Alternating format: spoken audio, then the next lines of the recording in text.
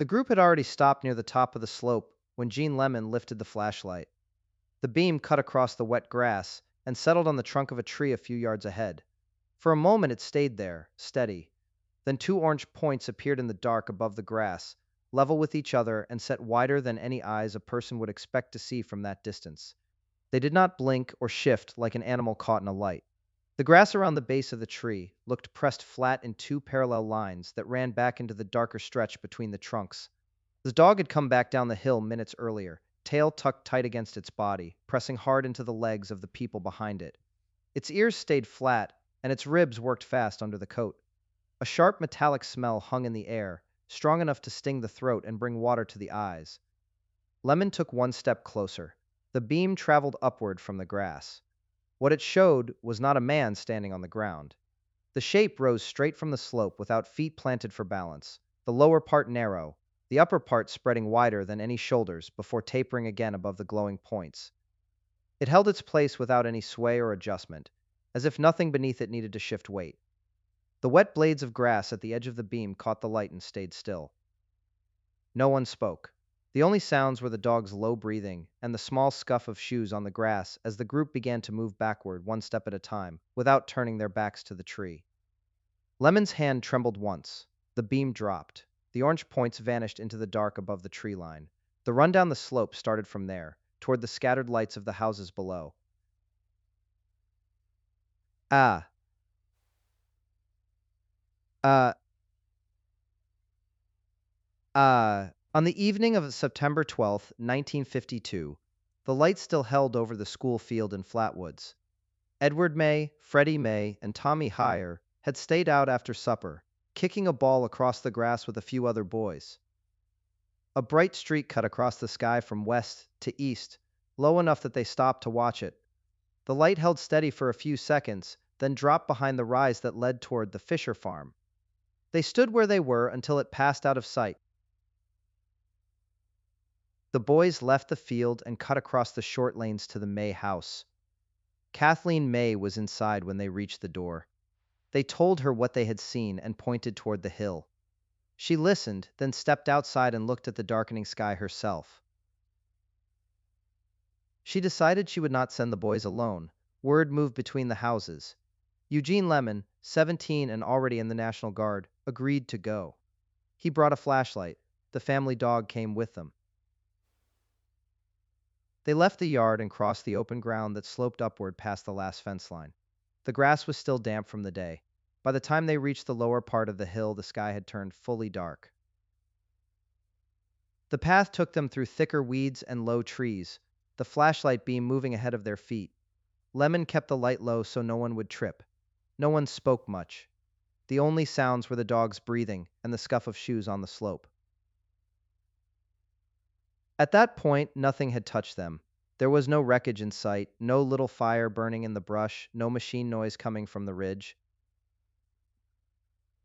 They were still a mother, a handful of boys, a young man with a flashlight, and a dog walking uphill to check where a light had seemed to fall. Later that night, reports of a bright object crossing the sky would come in from towns across the region. But on the hill, before anyone talked about meteors or official files, they were simply following the place where the sky had pointed. Kathleen May was at the house when the boys came running in from the schoolyard. Edward and Freddie told her about the light that had dropped onto the hill above the Fisher farm. She did not send them back out by themselves. Instead, she stepped outside with them and walked to the Lemon place to find Jean, who was home that evening and agreed to go. He brought a flashlight. The family dog, Richie, came along without being called. They left the edge of town and crossed into the lower field. The grass was damp underfoot, and the slope rose steadily toward the ridge. Jean kept the light low at first, moving it across the ground so no one would trip on the uneven patches. The boys stayed close together in front of Kathleen. She kept them in sight and did not let the group spread out. The dog ranged a few yards ahead, then circled back and stayed nearer than usual. A low fence crossed the path. Jean held the top wire down while the others stepped over. On the far side, the ground leveled for a short distance before climbing again. The lights from the houses below were already small and scattered. The only steady light now came from the flashlight beam and the faint glow of the town at the bottom of the ridge. The air felt cooler the higher they climbed. No one talked much. The walk still had the feel of checking on something that might already be gone. They reached the place where the slope flattened before rising toward the line of trees. Jean swept the beam across the grass and along the lower branches. The dog moved forward again into the darker stretch near the trunks and stopped. Jean raised the light to follow it. The dog reached the edge of the trees and then bolted. It came back low, belly almost brushing the grass, and pushed hard against Jean's leg without a single bark. Its ears stayed flat against its skull and its tail pressed tight between its hind legs. Jean lowered the light and put a hand on its neck, but the animal stayed pressed there and would not turn around again.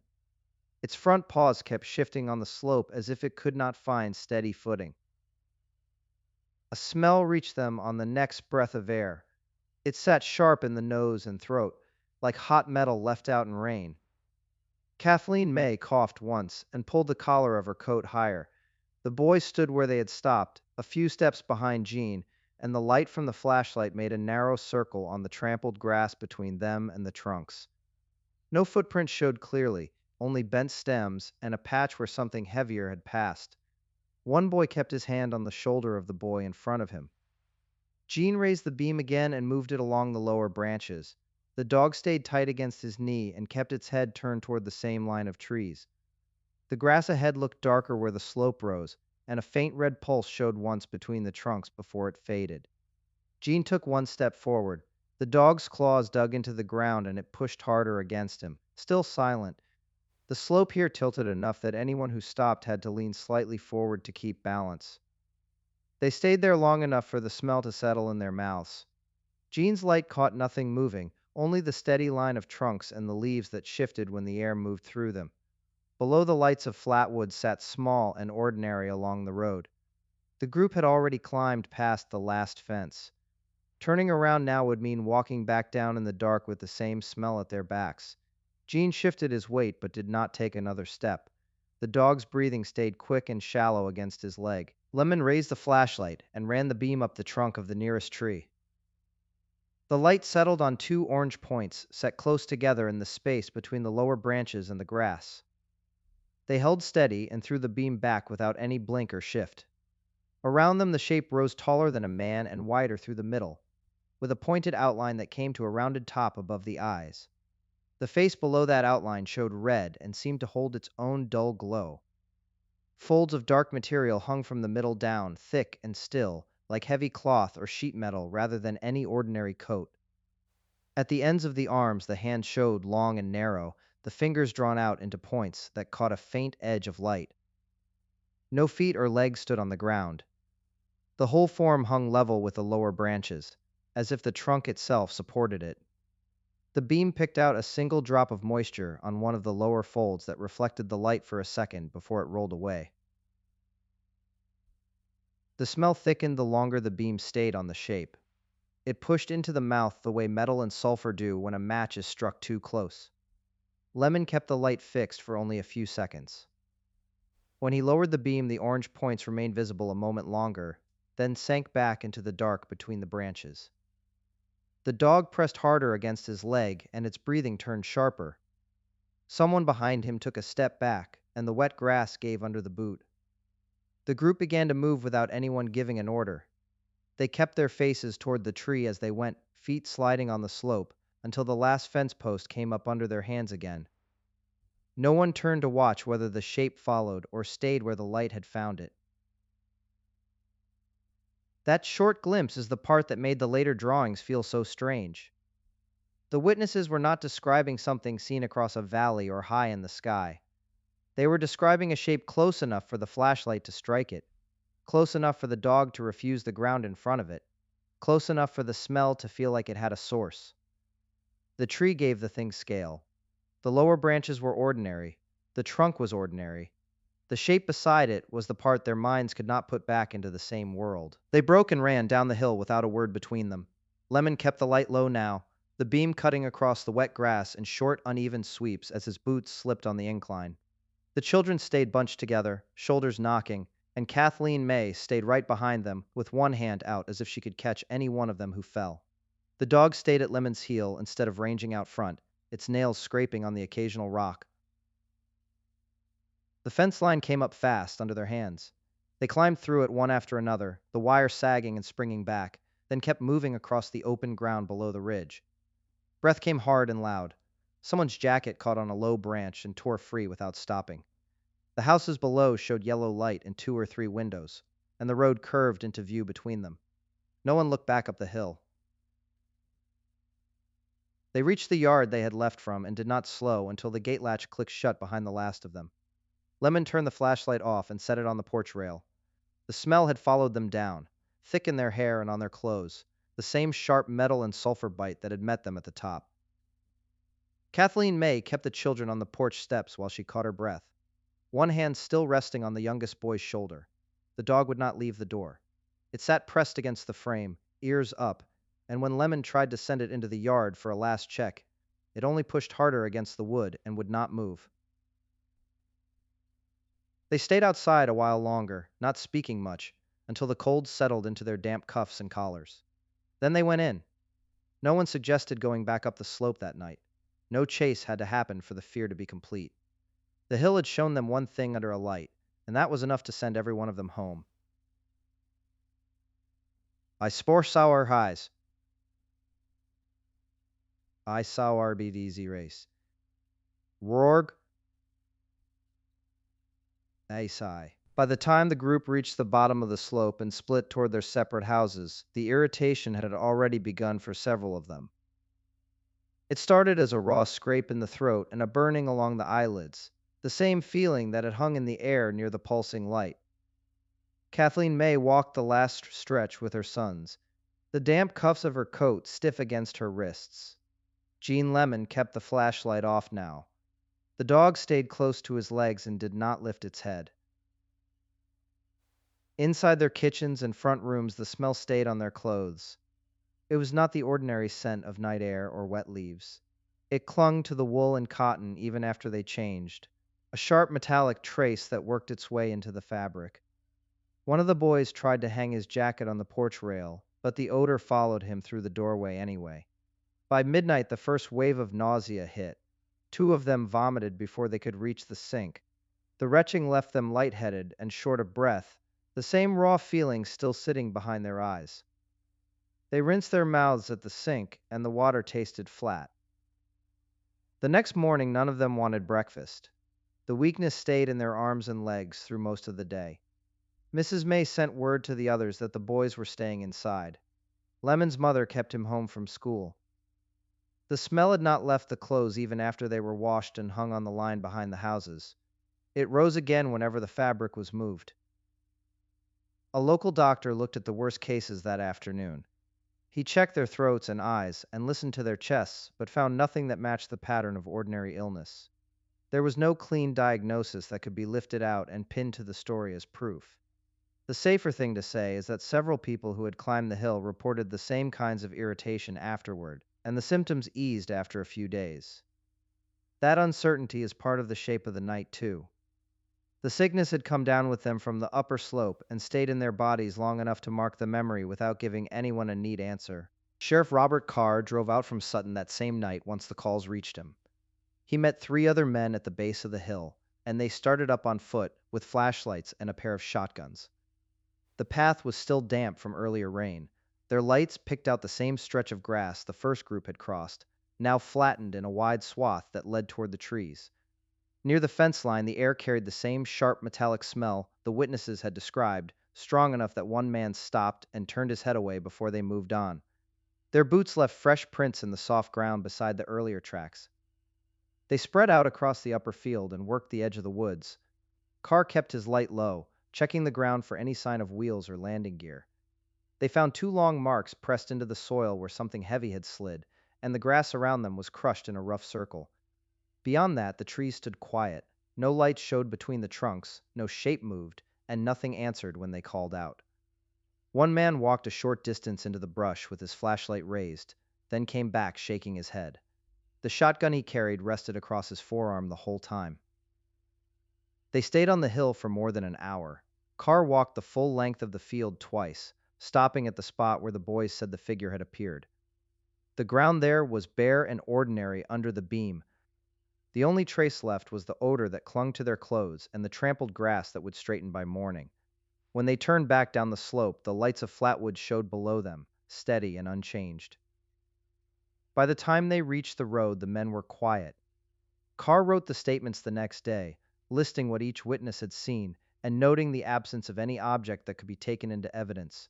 State police who heard the report treated it as a case of nerves and left it at that. The hill itself gave back nothing more.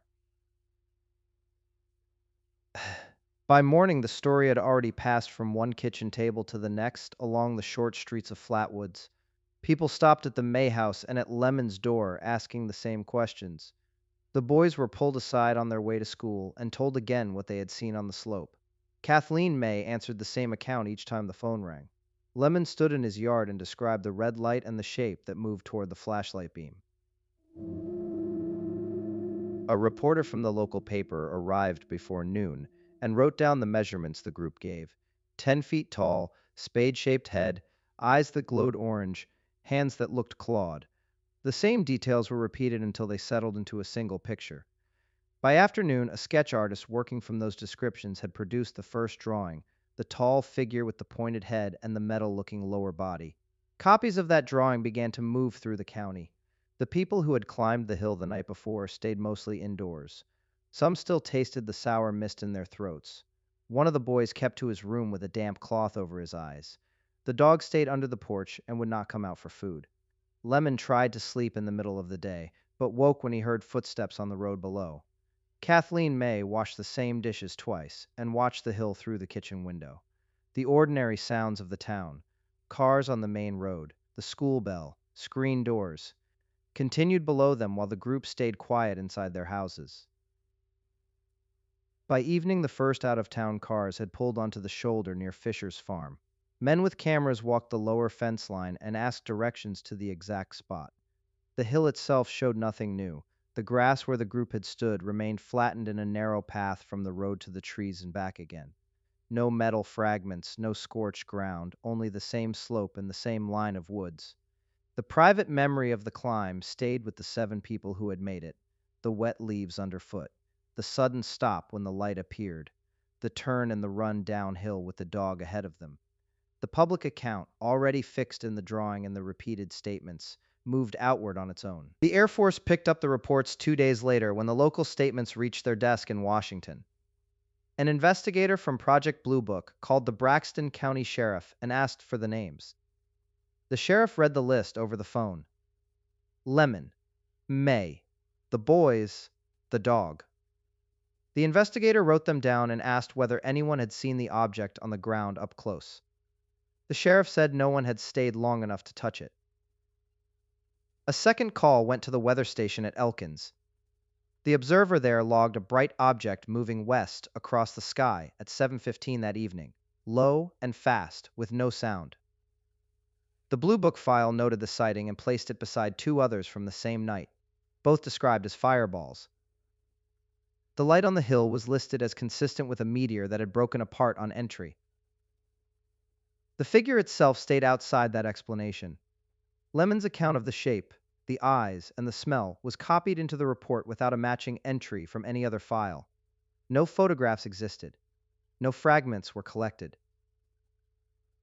The investigator closed the folder after 3 pages and added it to the stack for September 1952.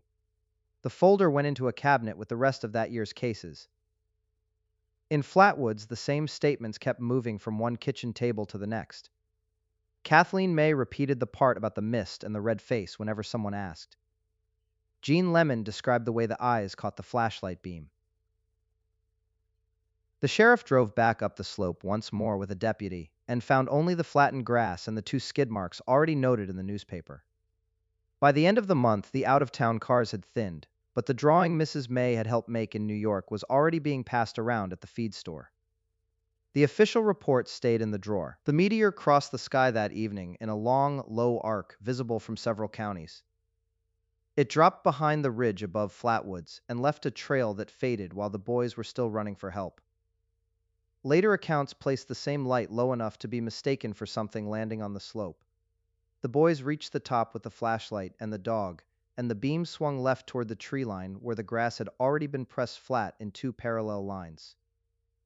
A barn owl sat on a branch above the skid marks. When the light hit its eyes, they reflected back in two bright points that held steady for a second before the bird shifted. In the dark, the sudden lift of wings can look wider than the body beneath them. The owl's head turned, and the motion carried the shape forward, as if the whole form were moving without legs.